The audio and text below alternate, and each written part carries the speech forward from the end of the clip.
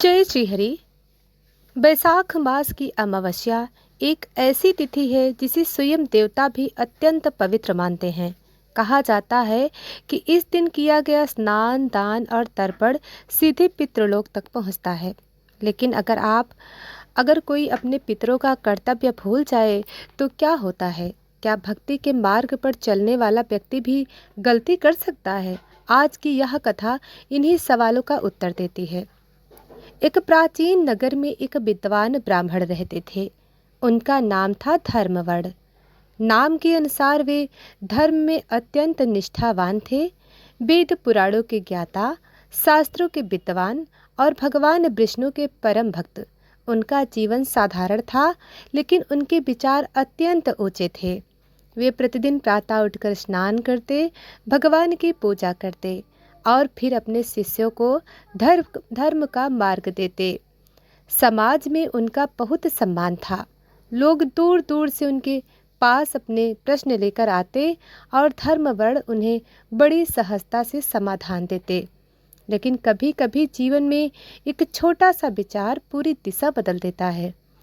एक दिन धर्मवड़ के जीवन में भी ऐसा ही एक क्षण आया।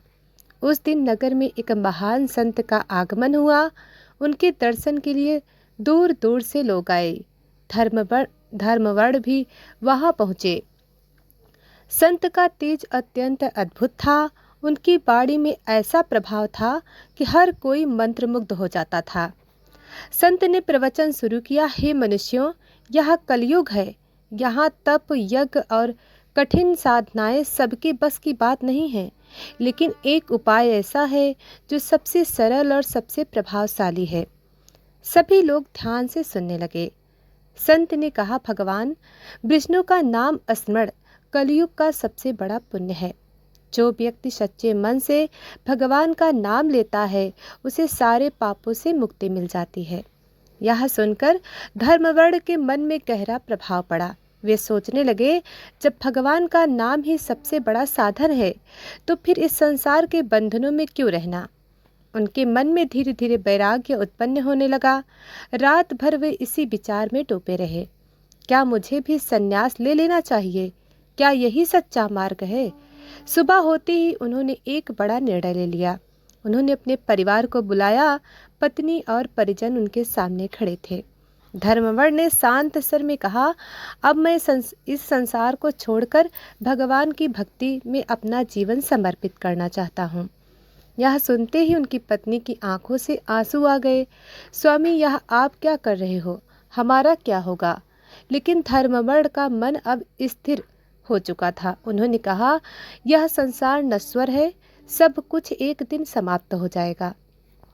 मुझे अब केवल भगवान की भक्ति करनी चाहिए। परिवार रोता रहा, लेकिन धर्मवड़ नहीं रुके। उन्होंने अपने घर, परिवार, धन और सम्मान सब कुछ त्याग दिया और एक सन्यासी के रूप में निकल पड़े। अब उनका जीवन पूरी तरह बदल चुका था। वे जंगलों में घूमते, नदियों के किनारे ध्यान लगाते, दिन रात भगवान विष्णु का नाम जपते। धीरे धीरे उनका मन संसार से पूरी तरह हट गया। उन्हें अब किसी चीज की इच्छा ही नहीं थी। ना भूख की चिंता थी, ना ठंड गर्मी का डर। लोग उन्हें एक महान संत मानने लगे। जहाँ भी जाते, लोग उनके चरण स्पर्श करते। धर्मवड़ को लगने लगा कि उन्होंने जीवन का सच्चा मार्ग पा लिया, लेकिन उन्हें यह नहीं पता था कि उनके इस निर्णय का प्रभाव उनके पितरों पर पड़ रहा है। समय बीतता गया, वर्ष गुजर गए, लेकिन धर्मवड़ एक घने जंगल से गुजर रहे थे। सूर्य अस्त होने वाला था। आसमान लाल हो चुका था। चारों ओर सन्नाटा था। चलते चलते उन्हें एक अजीब सा रास्ता दिखाई दिया। वह मार्ग सामान्य नहीं था। वहाँ का वातावरण कुछ अलग था, जैसे कोई अदृश्य शक्ति उन्हें अपनी ओर खींच रही हो। धर्मवड़ उस रास्ते पर आगे बढ़ते गए। जैसे जैसे वे आगे बढ़े, चारों ओर दृश्य बदलने लगा। पेड़ सूखे हुए थे। हवा में एक अजीब सी ठंडक थी। अचानक उन्हें कुछ आवाजें सुनाई देने लगी, कराहने की, दर्द की। धर्मवड़ ठिठक गए। उन्होंने चारों ओर देखा। वहां कुछ धुंधली आकृतियां दिखाई दे रही थीं, जैसे कोई आत्माएं पीड़ा में हों। उनका हृदय कांप उठा। उन्होंने मन ही मन भगवान को याद किया, हे प्रभु, यह कौन सा स्थान है? तभी उनमें से एक आकृति धीरे धीरे उनकी ओर बढ़ी। उसकी आवाज़ कमज़ोर थी लेकिन दर्द से भरी हुई। धर्मवर्ण यह सुनकर वे चौंक गए। यह मेरा नाम कैसे जानता है? उन्होंने ध्यान से देखा और जो उन्होंने देखा उसे देखकर उनके पैरों तले जमीन खिसक गई। यह कोई साधारण आत्मा नहीं थी, वह उनके अपने पितर थे। लेकिन उनकी हालत अत्यंत दयनीय थी। उनके चेहरे पर पीड़ा, आंखों में विनती। धर्मवर्ण घबरा गए, उनकी आवाज़ कांपने लगी। हे पितरों, आपकी यह दशा कैसे? प्रिय भक्तजनों, धर्मवर्ण ने जैसे ही अपने पितरों को उस भयानक अवस्था में देखा, उनका हृदय कांप उठा। जिस भक्ति को वे अपना सबसे बड़ा धर्म समझ रहे थे, क्या वही उनके पितर की कष्ट का कारण बन गई? धर्मवर्ण कांपती आवाज में बोले, हे पितरों, आप इस पीड़ा में क्यों हैं? आपकी यह दशा किस कारण हुई? उनके पितर ने भारी स्वर में कहा, हे पुत्र धर्मवर्ण, तुमने हमें पहचान लिया, यह अच्छा हुआ। लेकिन जो सत्य तुम सुनने जा रहे हो वह तुम्हारे हृदय को झकझोर देगा। धर्मवर्ण के मन में भय और चिंता बढ़ने लगी। एक पितर आगे बढ़े, उनकी आंखों में करुणा थी लेकिन साथ ही एक गहरी पीड़ा थी।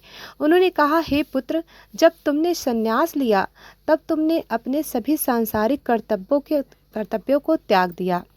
तुम्हें लगा कि केवल भगवान का नाम जप ही सबसे बड़ा धर्म है, लेकिन तुम भूल गए कि मनुष्य का एक और कर्तव्य होता है। धर्मवर्ण ने आश्चर्य से पूछा, वह कौन सा कर्तव्य? पितरों ने उत्तर दिया, पितृ ऋण। यह सुनते ही धर्मवर्ण स्तब्ध रह गए। पितरों ने आगे कहा, हे पुत्र, मनुष्य जन्म लेते ही 3 ऋण लेकर आता है, देव ऋण, ऋषि ऋण और पितृ ऋण। देवताओं की पूजा करके देव ऋण चुकाया जाता है, ज्ञान प्राप्त करके ऋषि का ऋण चुकाया जाता है और संतान उत्पन्न करके तर्पण और पिंडदान करके पितृ ऋण चुकाया जाता है। धर्मवर्ण की आंखें खुलने लगी। उन्होंने धीमे स्वर में कहा, तो क्या मैंने अपना पितृ ऋण नहीं चुकाया? पितरों ने दुखी होकर कहा, नहीं पुत्र, तुमने संन्यास लेकर यह मार्ग छोड़ दिया। अब तुम्हारे लिए कोई पिंडदान करने वाला नहीं, कोई तर्पण करने वाला नहीं। इसी कारण हम पितृलोक में कष्ट भोग रहे हैं। यह सुनते ही धर्मवर्ण के हृदय में जैसे किसी ने वज्र प्रहार कर दिया हो। उनकी आंखों से आंसू बहने लगे। वे बोले, हे पितरों, मुझसे बहुत बड़ी भूल हो गई। मैंने भक्ति के नाम पर अपने कर्तव्य को ही भुला दिया। उनके पितरों ने शांत स्वर में कहा, हे पुत्र, भूल को स्वीकार करना ही पहला प्रायश्चित है। अब भी समय है, तुम हमें इस कष्ट से मुक्त कर सकते हो। धर्मवर्ण ने तुरंत कहा, बताइए पितरों, मैं क्या करूं? पितरों ने कहा, तुम पृथ्वी लोक में वापस जाओ, फिर से गृहस्थ जीवन अपनाओ, विवाह करो, संतान उत्पन्न करो और विशेष रूप से वैशाख अमावस्या के दिन विधि विधान से हमारा पिंडदान और तर्पण करो, तभी हमें इस कष्ट से मुक्ति मिलेगी। प्रिय भक्तजनों, धर्मवर्ण का मन द्वंद्व में पड़ गया। एक ओर उनका सन्यासी जीवन जिसमें उन्होंने शांति और भक्ति पाई थी, दूसरी ओर उनके पितर का कष्ट। उन्होंने सोचा, क्या मुझे फिर से संसार में लौट जाना चाहिए? क्या यह भगवान की भक्ति से पीछे हटना नहीं होगा? तभी एक और पितर आगे आए। उन्होंने गंभीर स्वर में कहा, हे पुत्र, सच्ची भक्ति वही है जिसमें कर्तव्य का पालन हो। भगवान भी उसी से उत्पन्न होते हैं जो अपने धर्म का पालन करता है। यदि तुम्हारी भक्ति से हमें कष्ट मिल रहा है तो वह भक्ति अधूरी है। यह सुनकर धर्मवर्ण का मन पूरी तरह बदल गया। उन्होंने दृढ़ता से कहा, हे पितरों, आपकी बात अवश्य मानूंगा। मैं पृथ्वी पर वापस जाऊंगा और अपने सभी कर्तव्यों को पूरा करूंगा। पितरों के चेहरे पर हल्की सी मुस्कान आई। उन्होंने कहा, हमें तुमसे यही आशा थी पुत्र। तभी वहाँ का वातावरण बदलने लगा। जो अंधकार था वह धीरे धीरे समाप्त होने लगा। धर्मवर्ण को ऐसा लगा जैसे कोई अदृश्य शक्ति उन्हें वापस खींच रही हो और अगले ही क्षण वे फिर से पृथ्वी लोक में थे। प्रिय भक्तजनों, धर्मवर्ण ने आंखें खोली। वे उसी जंगल में थे जहाँ से यह सब शुरू हुआ था, लेकिन अब वे पहले जैसे नहीं थे। उनके मन में अब एक नई समझ थी। उन्होंने तुरंत निर्णय लिया, अब मैं अपने पितरों का ऋण अवश्य चुकाऊंगा। उन्होंने उसी क्षण अपना संन्यास त्यागने का निश्चय कर लिया। वे अपने नगर की ओर लौट पड़े। रास्ते भर वे यही सोचते रहे, मैंने अब तक जो किया वह अधूरा था, अब मुझे अपना सच्चा मार्ग निभाना है। कुछ ही दिनों बाद वे अपने घर पहुँचे। परिवार ने उन्हें देखकर आश्चर्य हुआ। जो व्यक्ति सब कुछ छोड़कर चला गया था, वापस आ गया था। धर्मवर ने सभी से क्षमा मांगी और कहा, मैं अब अपने कर्तव्य को निभाऊंगा। धीरे धीरे उनका जीवन फिर से सामान्य होने लगा। समय बीता, उन्होंने विवाह किया और कुछ समय के बाद उनके घर संतान का जन्म हुआ। अब उन्हें प्रतीक्षा थी उस पवित्र दिन की, वैशाख अमावस्या। क्या धर्मवर अपने पितरों को मुक्ति दिला पाएगा? प्रिय भक्तजनों, अब आइए जानते हैं आगे की कथा में। धर्मवर अब अपने जीवन के उस मोड़ पर थे जहां से उनका हर कदम उनके पितरों की मुक्ति का मार्ग बनने वाला था। वर्षों की भक्ति के बाद अब उनकी सबसे बड़ी परीक्षा शुरू होने वाली थी। समय धीरे धीरे बीतता गया। धर्मवर ने गृहस्थ जीवन को पूरी निष्ठा से अपनाया। उन्होंने विवाह किया, परिवार संभाला और कुछ समय में उनके घर में पुत्र का जन्म हुआ। जब उन्होंने अपने पुत्र को पहली बार गोद लिया तो उनकी आंखों से आंसू आ गए। उन्होंने मन ही मन कहा, हे प्रभु, आज मुझे समझ में आया कि जीवन का यह चरण भी कितना महत्वपूर्ण है। अब धर्मवर हर दिन अपने कर्तव्यों को निभाते ही साथ ही भगवान विष्णु की भक्ति भी करते, लेकिन उनके मन में एक ही प्रतीक्षा थी, वैशाख अमावस्या की। आखिर वह पवित्र दिन आ गया। सुबह ब्रह्म मुहूर्त में धर्मवर उठे। चारों ओर शांति थी, आकाश में गहरा अंधकार, क्योंकि आज अमावस्या थी। उन्होंने स्नान की तैयारी की, जल में तिल मिलाए और पवित्र नदी में स्नान की ओर चल पड़े। नदी के किनारे पहुंचकर उन्होंने श्रद्धा से कहा, हे माँ गंगे, आज मेरे पितरों की मुक्ति का दिन है, मुझे शक्ति देना। उन्होंने तिल मिश्रित जल से स्नान किया। जैसे ही वे जल से बाहर आए, उन्हें एक अद्भुत शांति का अनुभव हुआ।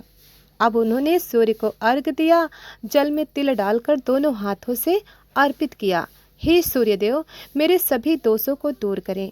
इसके बाद वे घर लौटे और विधि विधान से पिंडदान की तैयारी करने लगे। उन्होंने कुश बिछाई, पवित्र जल रखा, तिल, चावल और पिंड तैयार किए।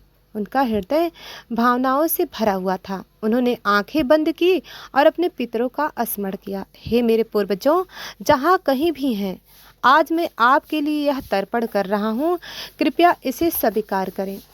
धर्मवर ने पूरे विधि विधान से पिंडदान किया। हर मंत्र के साथ उनकी आवाज़ भर्रा जाती। उन्होंने तर्पण किया, जल अर्पण किया। इसके बाद उन्होंने गरीबों को भोजन कराया, दान दिया, हर व्यक्ति को सम्मान से खिलाया। उनके चेहरे पर अब संतोष था, लेकिन अभी सबसे बड़ा चमत्कार होना बाकी था। जैसे ही संध्या का समय हुआ, आकाश का रंग बदलने लगा। अचानक एक दिव्य प्रकाश प्रकट हुआ। धर्मवर ने ऊपर देखा और जो उन्होंने देखा उसे देखकर वे स्तब्ध रह गए। आकाश में उनके पितर प्रकट हो गए थे, लेकिन इस बार उनकी अवस्था पहले जैसी नहीं थी। अब वे तेजस्वी थे, उनके चेहरे पर प्रसन्नता थी। वे दिव्य वस्त्रों में थे। धर्मवर की आंखों से आंसू बहने लगे। वे भूमि पर गिर पड़े। हे पितरों, क्या आपको मुक्ति मिल गई? पितरों ने मुस्कुराकर कहा, हाँ पुत्र, धर्मवर, तुम्हारे इस तर्पण से हमें पितृलोक के कष्टों से मुक्ति मिल गई। वैशाख अमावस्या का यह व्रत वास्तव में अत्यंत प्रभावशाली है।